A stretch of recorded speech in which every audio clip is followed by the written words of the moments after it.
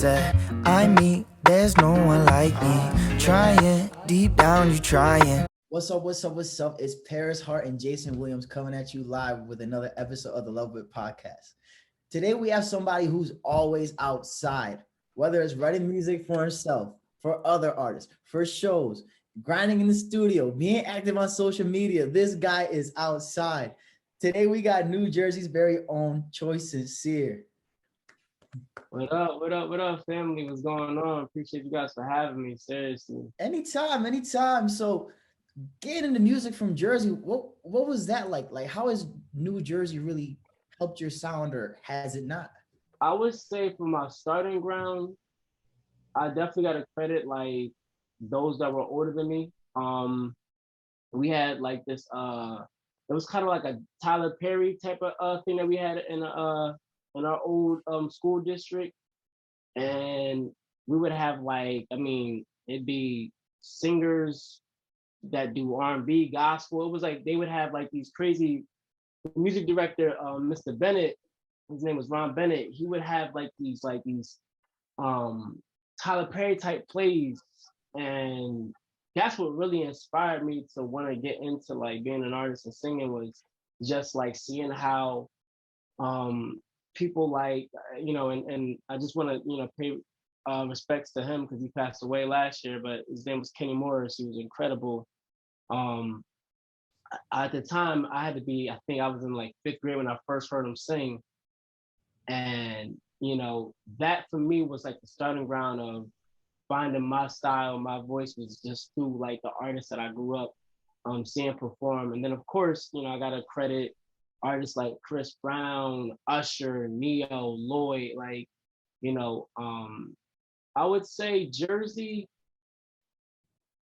definitely inspired me to get into music, but I think I really found my voice in the heart of Philly and LA. Like that's when I really found my style, my artistry, and put it all together. And that's what's up. So that moment when you found your voice, right? I'm sure that you also decided that, okay, I'm going to do this full time as a career, as a way to sustain myself. What was that transition kind of like for you, like dedicating yourself to the musical career path from just being a hobby? I was at a dark place, and I don't mean dark as in I was depressed, but it was just I was going through this mental warfare of, do I want to stay behind the scenes or do I want to actually pursue being an artist?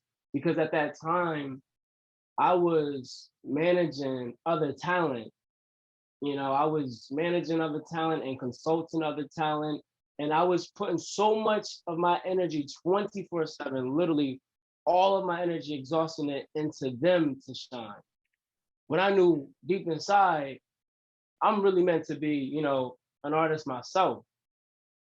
And so I found myself back in 2017, no, 2019, I found myself going through this headspace where I knew like the wheels was just falling off, and I just knew I needed to get out of the situation. I needed to just do my music. And that's what happened. Like that summer, I had rejected this contract to be an A&R for a particular music group. And, I had signed the contract 4th of July, actually. I signed it the 4th of July.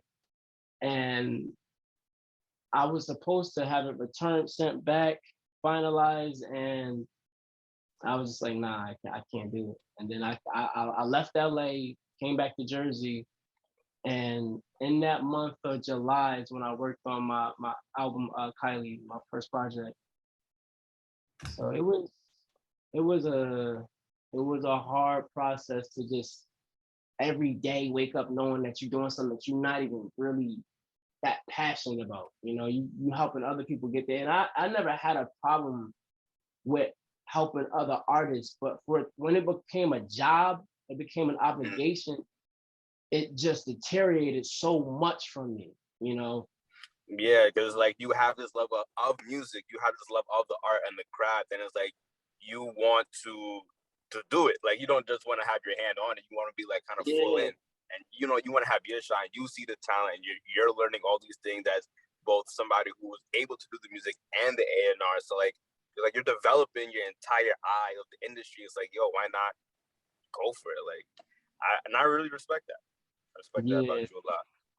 I appreciate you, seriously. And the wild thing about it was at that particular time, I remember going back into the idea of when I used to be discouraged to be an artist, because when I was in high school, you know, I was the athlete and I played the drums. So everybody's expecting me to, you know, pursue sticking to playing ball and football and, you know, drumming. And then when I got into singing, nobody took me serious as a singer. Everybody like, yo, you got a high pitched ass voice. You sound like a girl when you sing. So I didn't have much support in that aspect, and it discouraged me.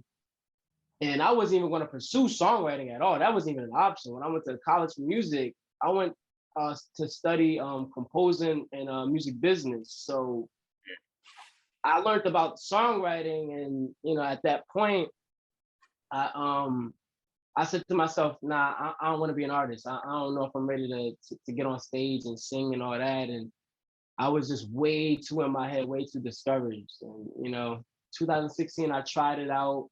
You know, did a little single and performed locally at local showcases, and then something just got me to just set back into, nah, I'm gonna just go back to behind the scenes. And then I said, yo, I'm 25. Like, why waste more time? You know what I'm saying? Like, do it now. So, you know, I'm 27 now, and I'm just going hard. You know, I was reminded by so many people that, you know, you're at a great age to be, you know, coming in as an artist. Like, this is a great age. You know, you got artists like Jay-Z that didn't get signed till 27, Ty Dolla $ign, you know what I'm saying, late 20s. A lot of artists. I mean, we're looking at Money Long right now, who's 33 years old, finally just hitting the scene, you know, with a top Billboard hit, you know. So I had to learn that it's not too late. You know, that was another factor of what it was holding me back, was thinking that I wasn't younger than I was, and I waited too long to come out as an artist. And you know, seeing artists like Eric Bellinger and them, they just inspire me to really just like know that, you know, no time is wasted. You know, I'm at the right age. I'm much more mature now to really go about the music in a serious manner, you know, and not get I want to say influenced by certain distractions, you know. Yeah, I totally agree with that. And if you think about it, in basically any profession, you don't really you hit that stride of, okay, I'm the billboards, I'm the guy right now, until most of the time your 30s. You see, So if someone gets it, whether a teenager, they kind of fumble the bag, or they don't know something that they would have known. And if you even look at sports, you have guys like LeBron, guys like KD, guys like Steph. They're all in their 30s hitting these strides. And so I think true. social media kind of makes it like, oh, I have to do this right now. I have to be seen. I have to be that person. But in reality, if you're still grinding, we got all the time in the world. And I just gotta say big ups to you for just saying, okay, I'm gonna focus on me. I'm gonna grind. So true. Cause I was one of those kids. I was that kid that always focused on what everybody else had. You know, even though I was doing my own thing, I projected not doing what I really wanted to do because of everybody else's, you know, situations. And it's so true that you say that, because now I look back and I'm in a total different headspace, and my mentality isn't to worry about what they got going on. You know, my time is coming when it's right to come, you know. So everything you're Mhm. saying is facts. Yeah. And you know what it is? I feel like everybody wants to be great, but I feel like not a lot of people want to like get great. Like, there's a period of time where you got to go and get it. Like, I'm not going to be it. I'm not shining now because that's the goal. You feel me? Like, I'm fine with that. And that's Yeah. something that me and Paris are working right now, even with our platform and our brand, and just taking it literally day by day, every day. That's just something that we do. Make sure that we're working hard. And when it comes switching topics a little bit, right? When it comes to work ethic, what does a typical day look like for you? Either when you're making a song or you're practicing for performance. Like, how does that go for you? Honestly, I don't sleep. Like today, I didn't sleep at all. There'll be moments where if I'm watching something, even just like a show on Netflix, I'll get like an inspiration that'll just come to me, and before I even get to writing, I'll like go through and see what beats I have in my vote, and fill out the vibe that I'm going for, what I'm feeling emotionally, and I'll play the beat. I'll open up the session and I'll just start, creating a melody behind it. I don't even start off writing at all. I just mumble, and once when I hear that first four line that sticks out the most throughout the first track, the first verse, that's when I'll start putting words together and I'll start putting up the concepts together. It goes in variations sometimes for me. Like it'll be just a moment of like spontaneous spark where it's like something that just was on my heart. Like this project that I got coming out soon in 2022, it's a tribute to Black history. It's something that I actually came up with back in September. And the project, it literally just came out of nowhere to me. Like it was like I woke up and something was just like, make a song called Wade in the Water. And so I made this song called Wade in the Water. I can't wait for y'all to hear it because it's such a vibe. And what I think what honestly subconsciously inspired it was after I listened to Donda, to be truthful. Like once when I listened to Donda, it took me on a course. And then from that idea of that song, I was like, nah, I gotta make this into a whole full album. Like I gotta make an album tributed to Black culture and Black history from, very first time that, the first slave came onto, this soil to the generation now, showing love to all the generations that, have put in and have represented our culture. So that's what I'm doing. And next month I'll be dropping a single with Samaya Savage called The Black Party. Hey, so everyone out there that's listening, be on the lookout for that. But just to kind of piggyback off what you were saying, a lot of the things that you've done, it really shows how selfless of a person you are. Because when you first got in the industry, it wasn't focused on yourself. You were helping all these different artists trying to get to where they are. It's really, really giving back. And we just want to praise you for doing that and giving back to the culture and the community, because you see some people when they get on the platform, they just kind of waste it, or they throw it away instead of using it for a good cause. But with saying that, how important would you think it is to network and to have people that you could trust by your side that you could work with and grind with? Oh, that's the biggest part to it. The talent comes last.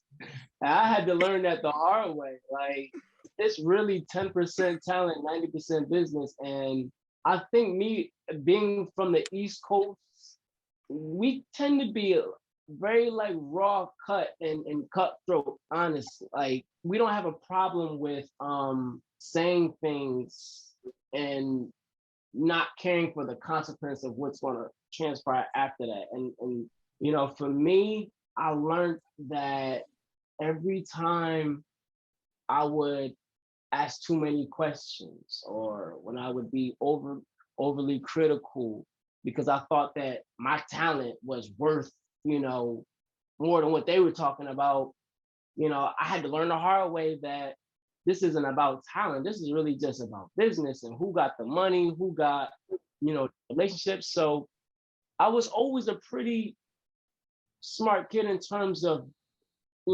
maintaining a lot of friendships and connections. And, I just started looking at it like, maybe I'm going about this music thing wrong.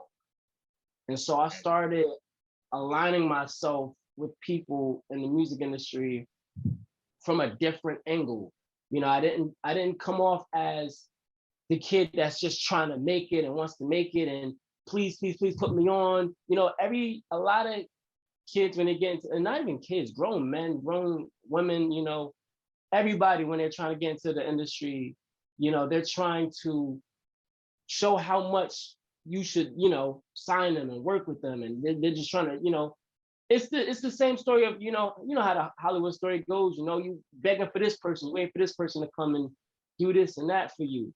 I took it from a different route, and you know, I took a step back and said, you know what, I'm not going to force it anymore. I'm just going to be myself, and you know, show love, show genuine love on the gram.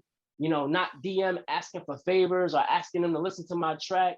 Crazy enough, you know, when you just show love and, you know, they feel like the love is real, they'll show love back and be like, hey, you know what? Yo, man, I see you make music. Let me hear your track. You know, it happens like that. And so that's what I try to teach a lot of these artists now and these producers, like, hey, listen, DMing Meek Mill 100 times to listen to your beats ain't the right way to go about it, you know? And sometimes it just comes with the right timing, just, you know? So that's what I learned. Relationships is everything. And you got to go about those relationships in a certain manner. You can be consistent and be persistent, but you got to do it modestly in a certain manner.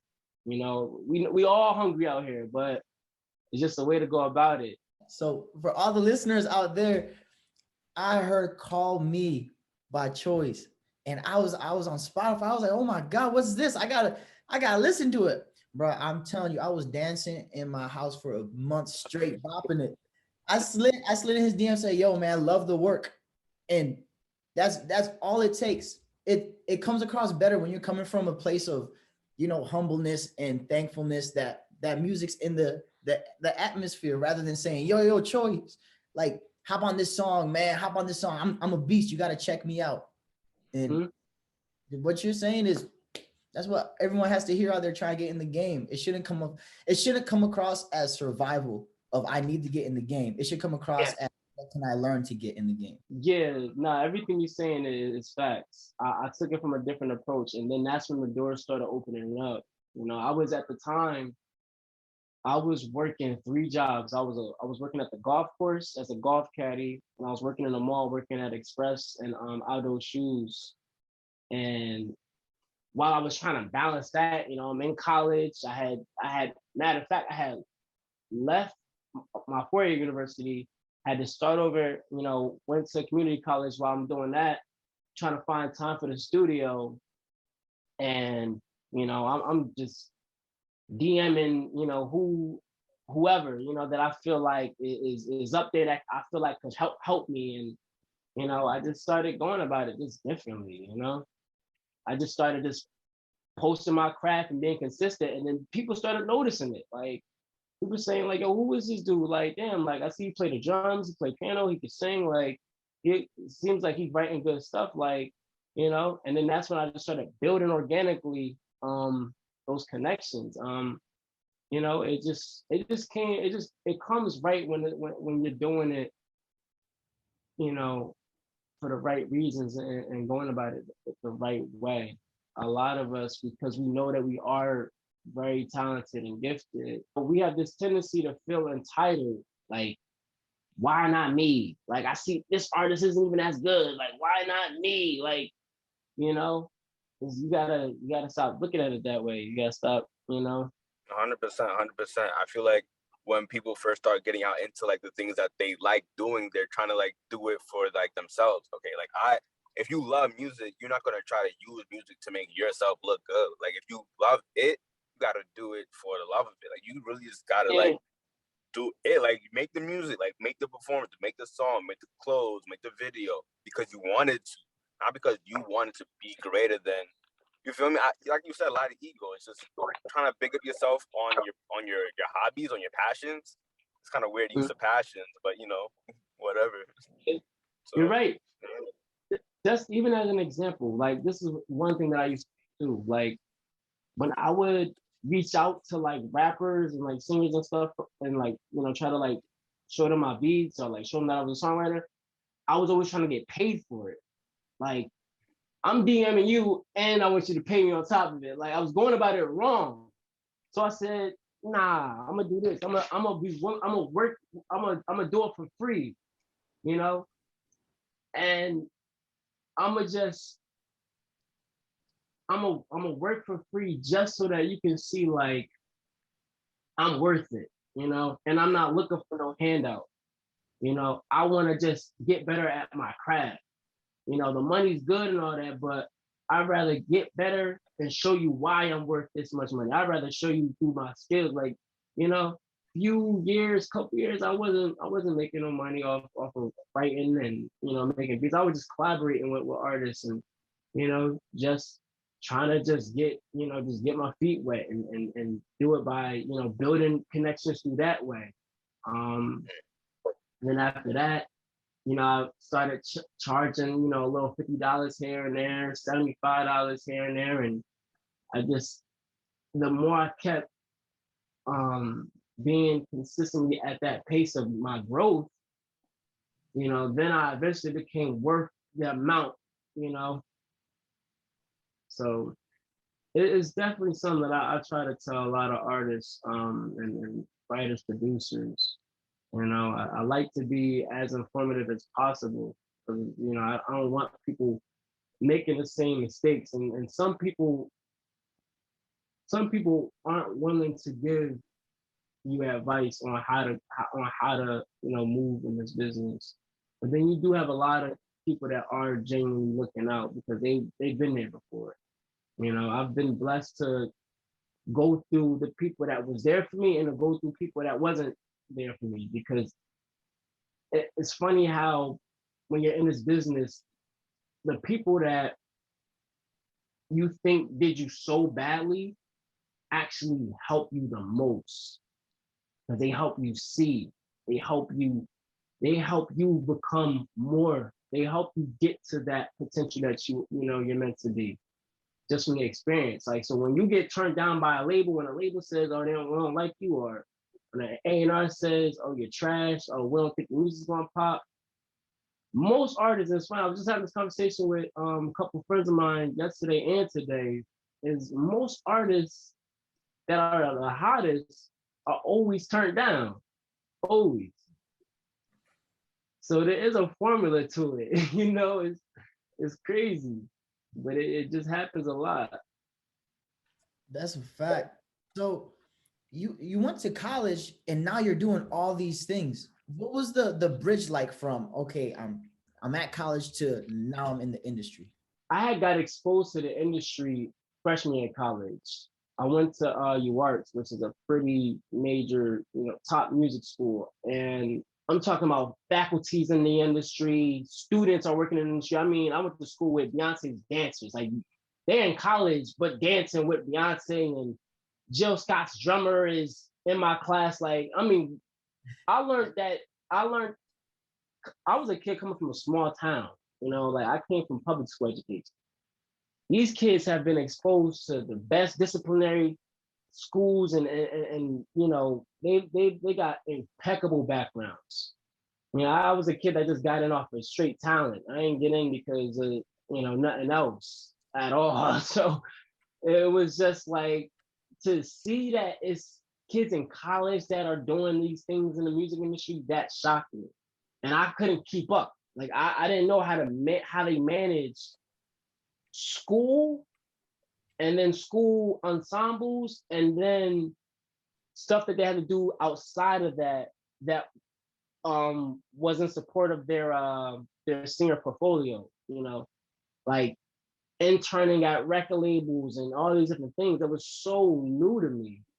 And so I was so bent on focusing on that. I was so focused on that I was neglecting my studies. And I was falling off. I could not. I had terrible time management. That's one of the worst things that I always had. And when I had left college, I keep saying left, but to be honest, I got kicked out because I wasn't cutting it, man. I wasn't cutting it on that scholarship. Wasn't cutting it. It was just real. And I had a lot of professors that said, Choyce, you're super talented. You got the chops, but you just gotta apply yourself more. You gotta get it.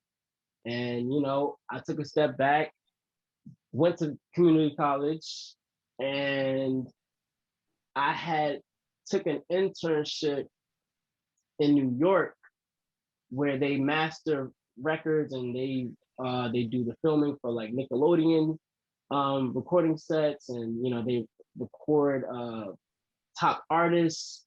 So that really got me exposed to being in the midst of the industry and how to conduct myself in the music industry.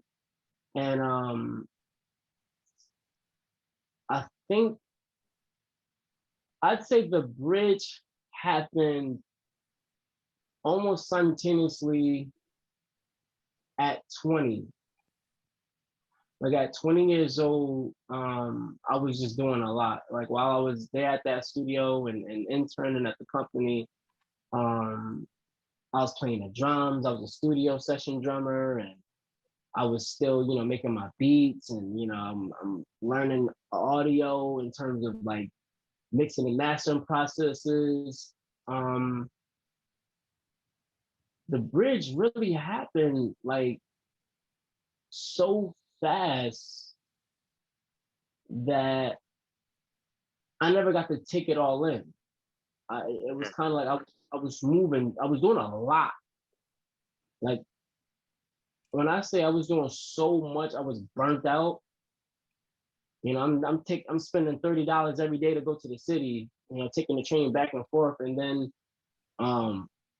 trying to work on top of it, summer job and jobs for the fall and the winter.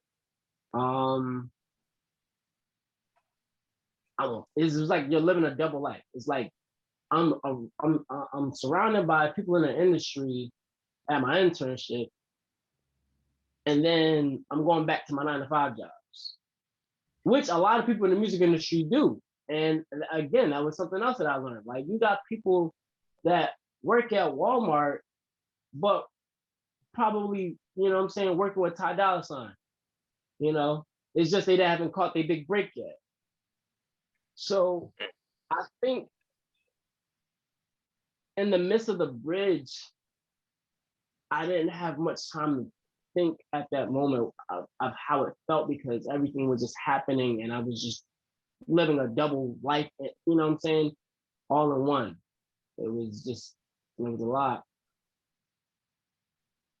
Yeah, no, I can't even imagine trying to balance I wouldn't even say like I'm doing as much as, because I'm only doing one job and I'm doing, a couple other side things. And when it comes to literally just trying to find time for like myself to like, all right, now I'm gonna like sleep. But like it's never like yo, I'm about to sleep, it's yo, I'm about to go to bed so I can wake up and do X, Y, Z. It was always been like a constant like hamster wheel. So it's just like after a while, like even you notice the burnout. So like what's something you do to like recuperate? Like how do you get off that cycle? How do you make the switch? I still suffer from this. I have to literally burn myself all the way out to the point where I shut down, and then I kind of like go ghost in a way. My energy changes. I go into a shift where I'm not really on my phone. I'm not really answering calls. And then I go to the gym, I play basketball. That's usually what it is for me. And then after a certain amount of time, I start to recoup that energy as I take my breaks off. I don't know why. It's like even when I know I'm literally flustered in it, and I know that I'm overexhausted, I still keep going to the point where the wheels just fall off, and I haven't slept. I don't know why I do it to myself, but I still do it sometimes. That was definitely December. Yeah, nah. And matter of fact, last week I have finally got back into work, like actually like communicating, full time.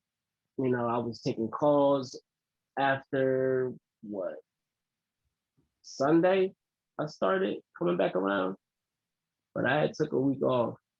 I just like really just, posting on social media, but really not doing much in terms of work. But I felt like it was a good time and that movie because first quarter hadn't started yet.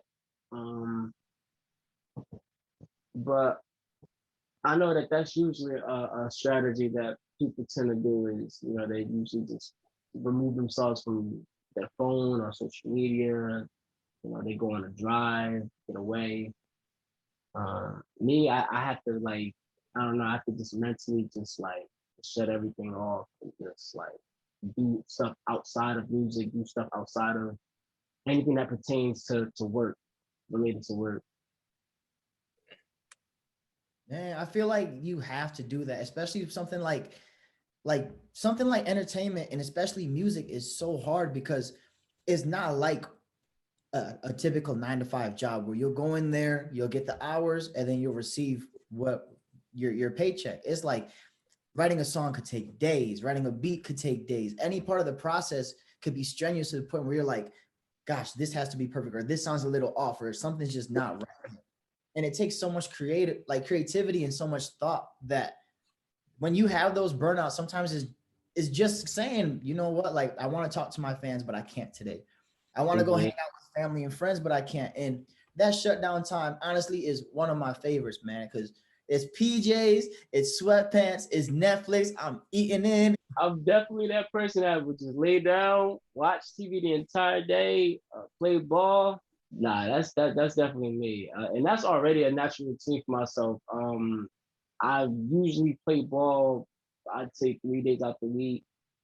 And I just be with my family, my mom, my brother. I'll be with my girl, obviously, and we just do regular shit, and that's already kind of part of my lifestyle. Like I really don't be around industry heads, and I don't really care to be around Hollywood shit. So I just be just doing regular shit, ordinary shit. I like to just go out casually, hang out with my friends, my girl and her friends.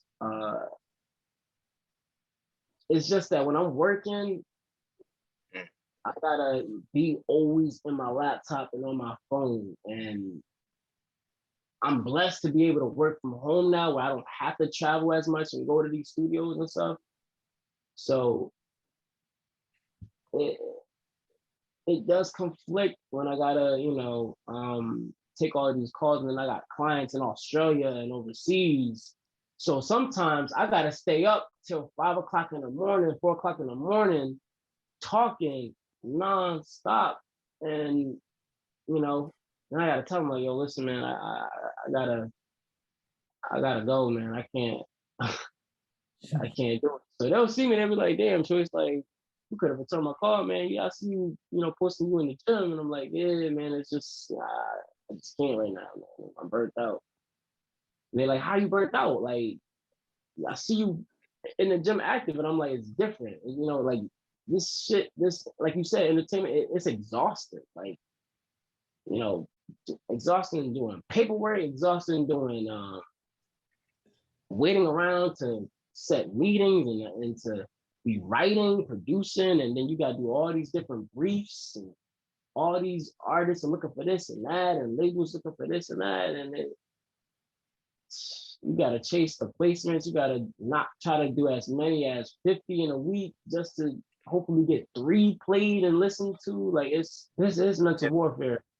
Yeah, I couldn't imagine. Like even like circling way back to what we started saying in the beginning, like the industry is about like, relationships and how you connect to people, but at the same breath, it's like, yo, you're connecting to people. Like talking to somebody all the time is just draining. Like having a conversation, you're trying to like put out the best part of yourself. You're trying to put out like you're trying to make sure you're right about it. It's a lot of active thinking and talking. Like, and I'm the same way. Like, yeah, I post on social media, get my posts out that I got to do, but then after it's just like, bro, like I'm done talking to people. Like the people part of me is done. I'm a people person, yeah, but I'm also like another part of you. For me, I'm not just a people person. I can be, and I will be, just not all the time. I feel you. Yeah, yo, even posting on social media is like draining. Like, so like for people that like are influencers where they gotta post like and do like these like brands and like these sponsored contents, yo, draining as Hell, man. Like I work with like a lot of like the TikTok influencers and the YouTube influencers that do music, and just like seeing how they gotta post and come up with content and be creative and do something that they know is going to gain traction, and following their insights all like on a daily basis and make sure they post 5 times out the day. Like headache, man, headache. It's definitely not a one-to-one return ratio. Like they're not getting paid directly, like quickly enough to like recuperate the amount of energy they just put out. You feel me? Like that's some like 9 to 5 type work. I want a paycheck at the end of the week, but in this type of work, that's not always the case. Most times it's not. Well, even with songwriting, like for me, I was under the conception that when you write a song, you get paid soon as you write in the song. Like if a producer says, "Yo, like I need a hook for this, trying to shop this to the so and so," you think you about to get paid right then and there. Like, no, it's a waiting game.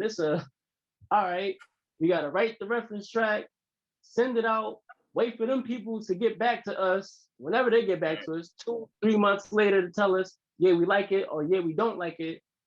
And you hate it when they tell you that they don't want it, because you just wasted 5 hours in the studio knocking out all these songs.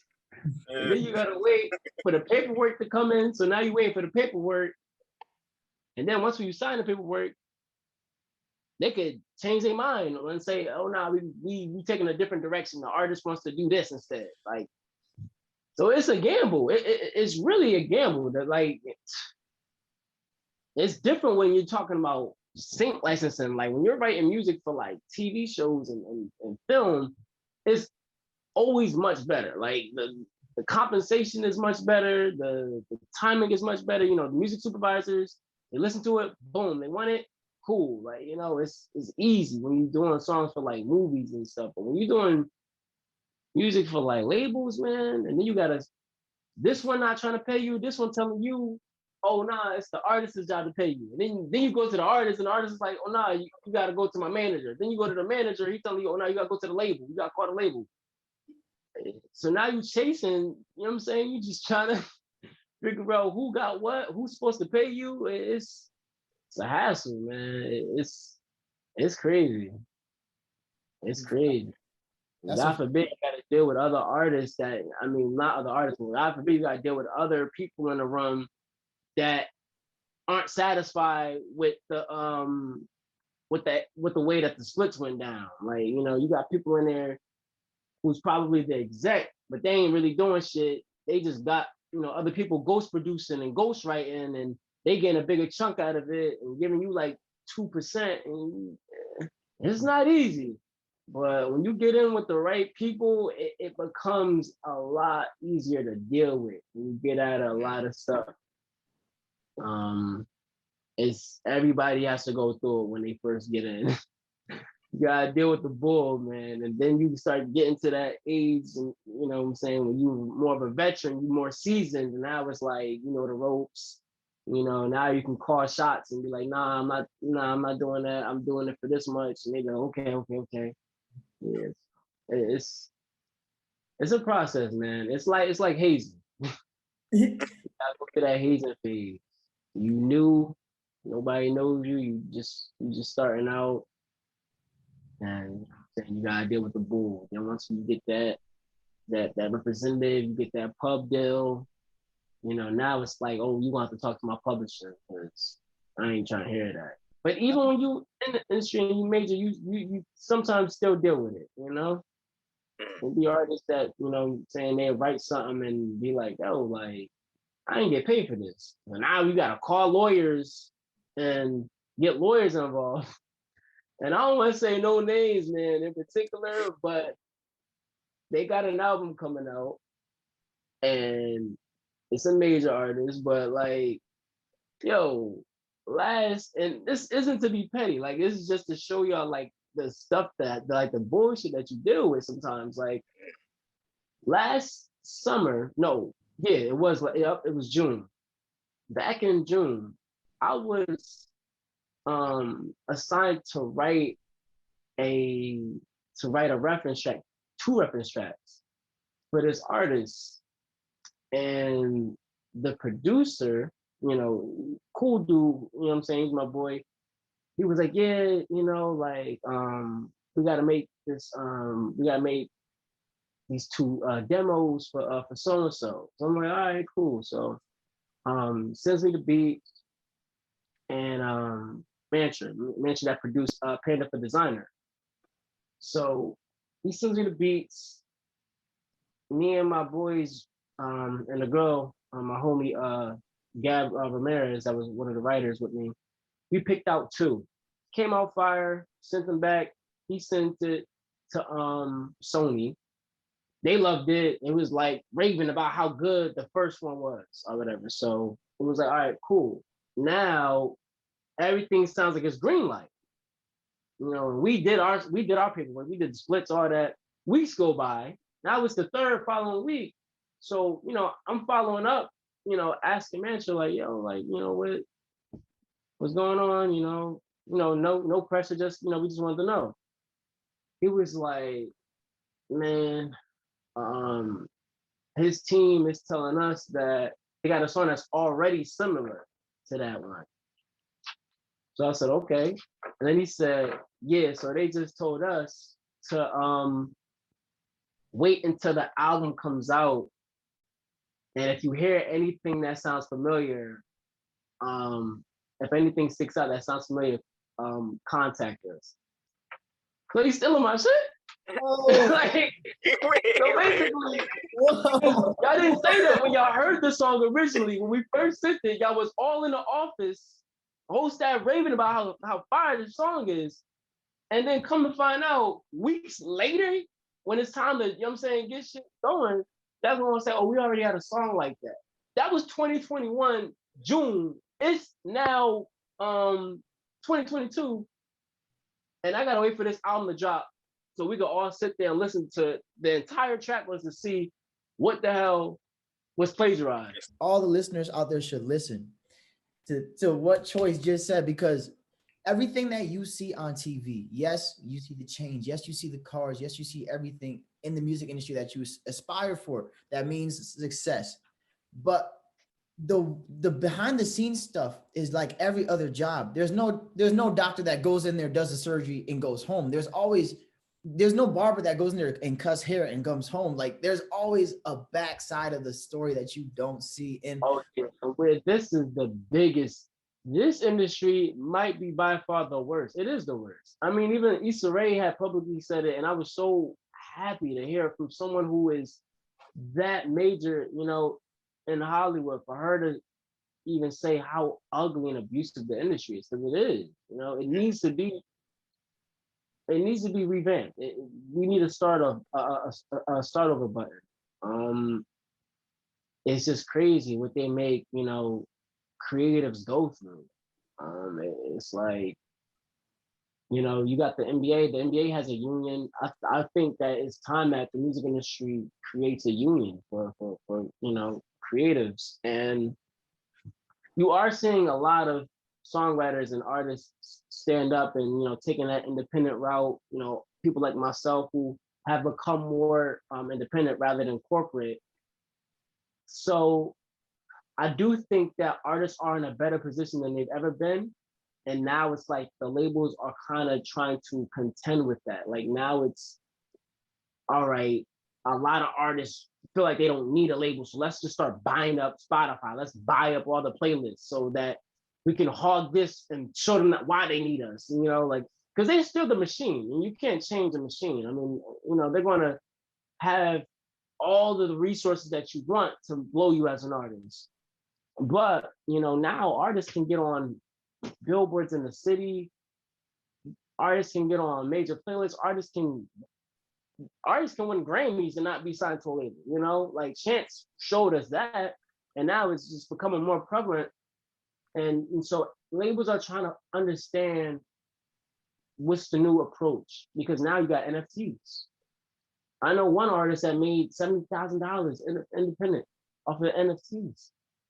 You know, so now it's like, what the hell do we do?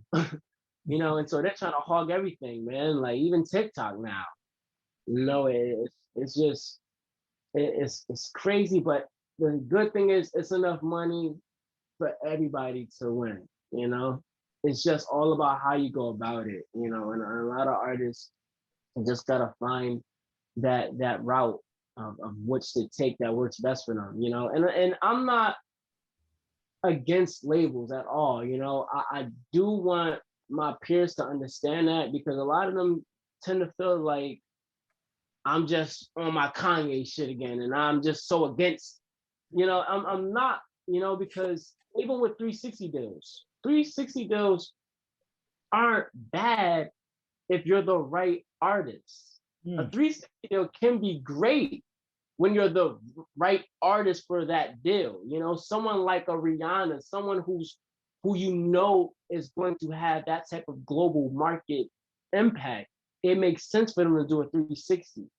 But someone who you know only caters to a certain specific demographic in terms of a certain like neighborhood, certain particular like market that maybe only geared to like, you know, a certain crowd, them in a 360 deal, they ain't got much to eat off of. So if they get a little movie part, if they get a little endorsement, or they get a little commercial or whatever the heck they do, you know, they ain't making much.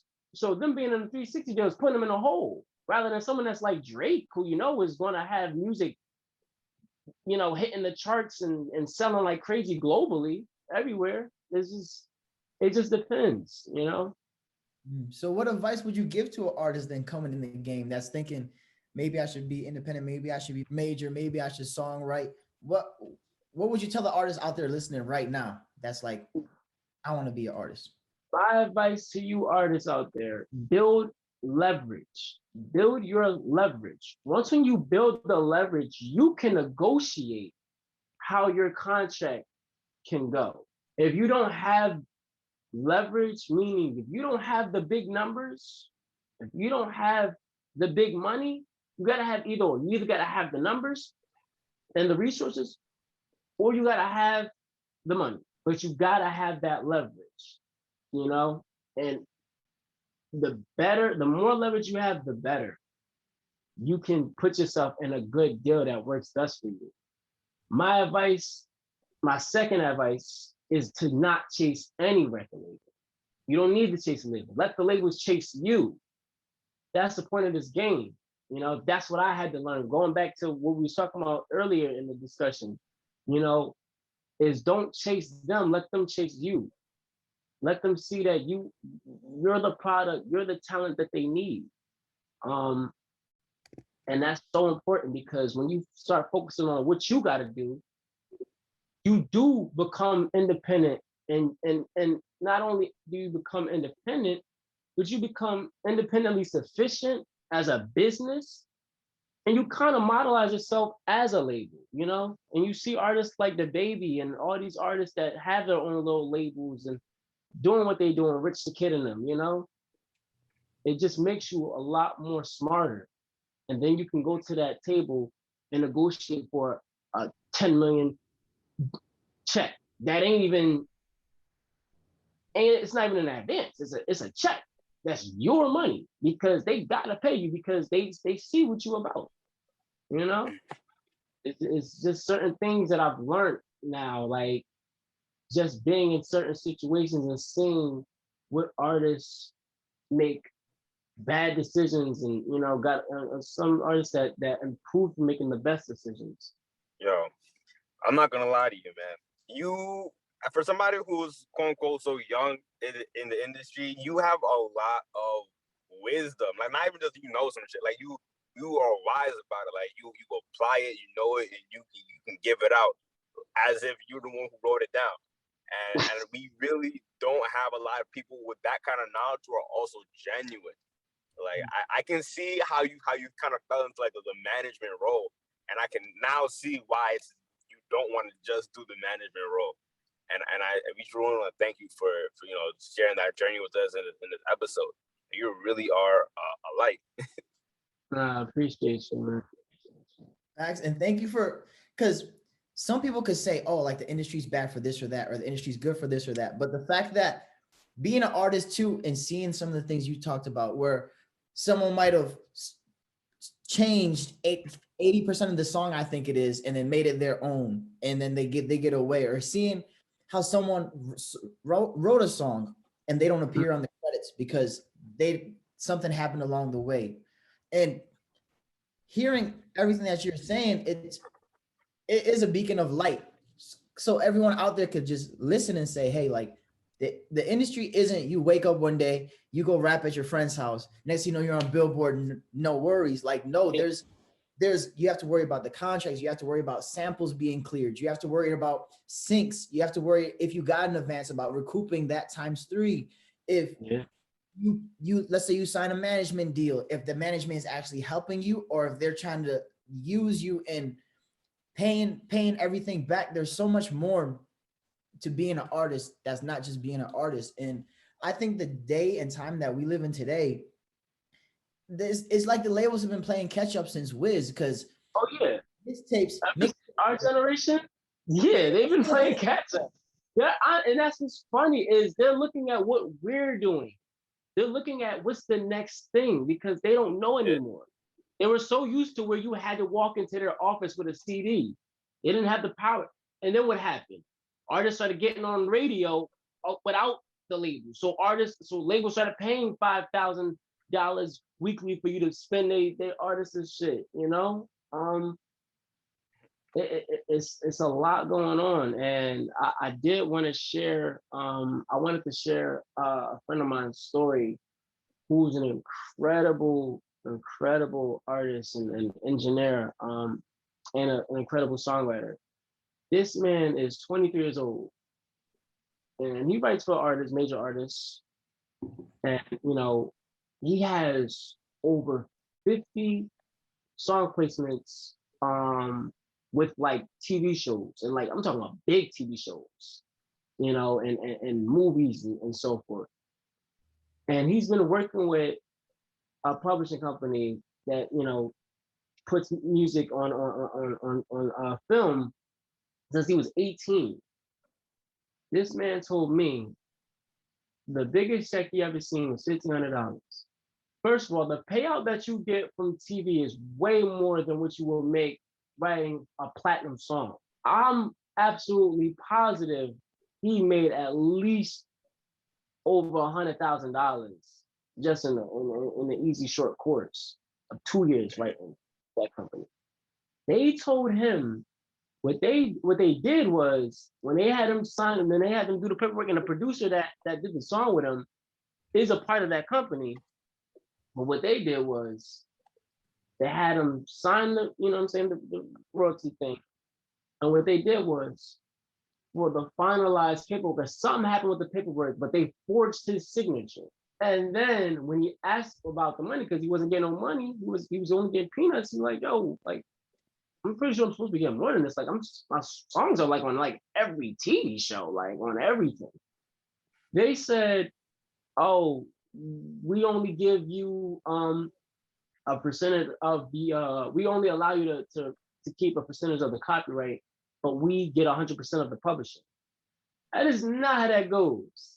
So he's going through his publishing company now that he is signed to as a writer to, figure out how they can, make an amends to, get the money back.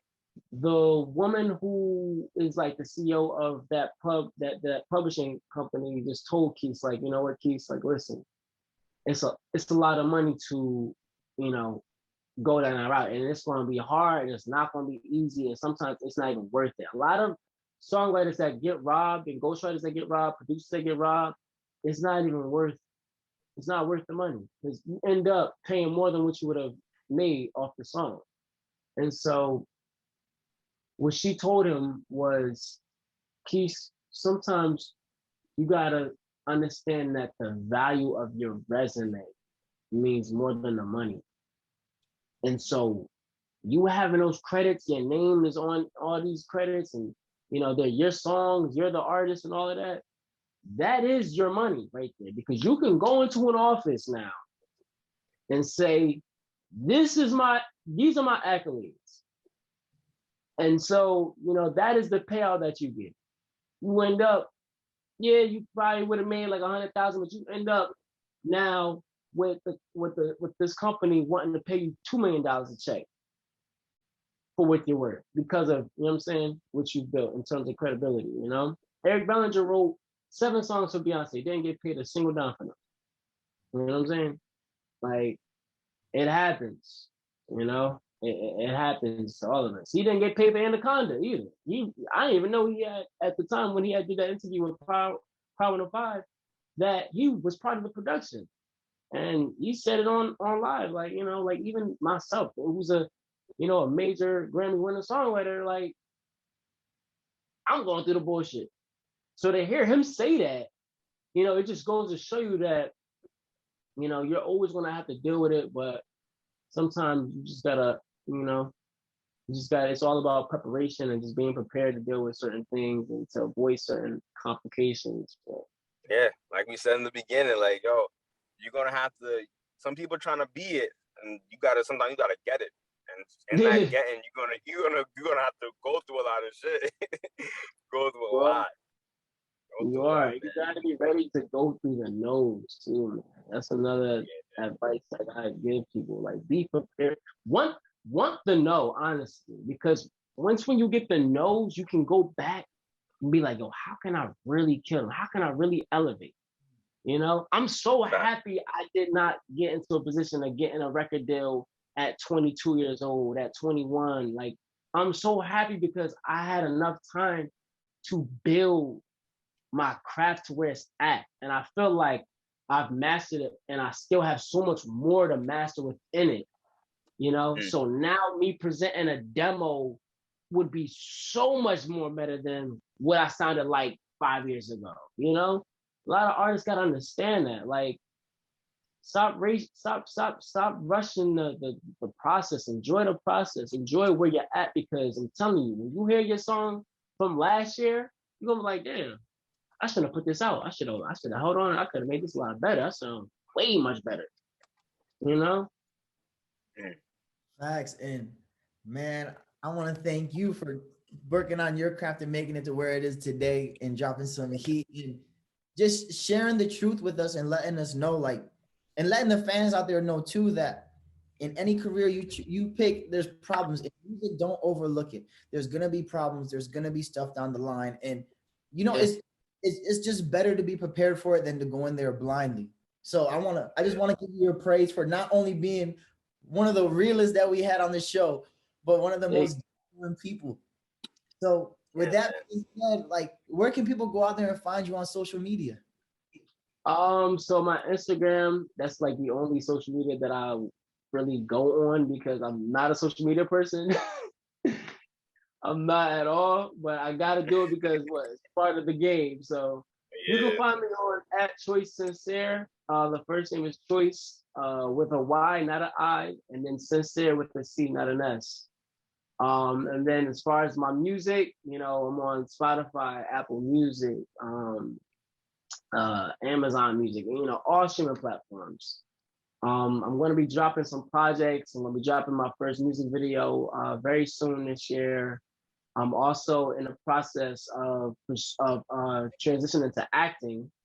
So that's something that me and my manager are looking into. So I'm trying to, get into some roles. I'm not expecting to get into no big roles. I'm gonna start small, and I'm willing to start off getting just even extra positions, just so I can learn a new industry, as an entertainer. So nah, man, I'm excited. I'm excited for y'all as well. I appreciate y'all having me. Like, it was just a blessing to be able to do this podcast. Thank you. It's definitely a blessing, to have you here. It's Choyce Cincere, man, with the Love of It podcast. I love y'all. Appreciate y'all for real. Stay blessed. Tune in, please, y'all.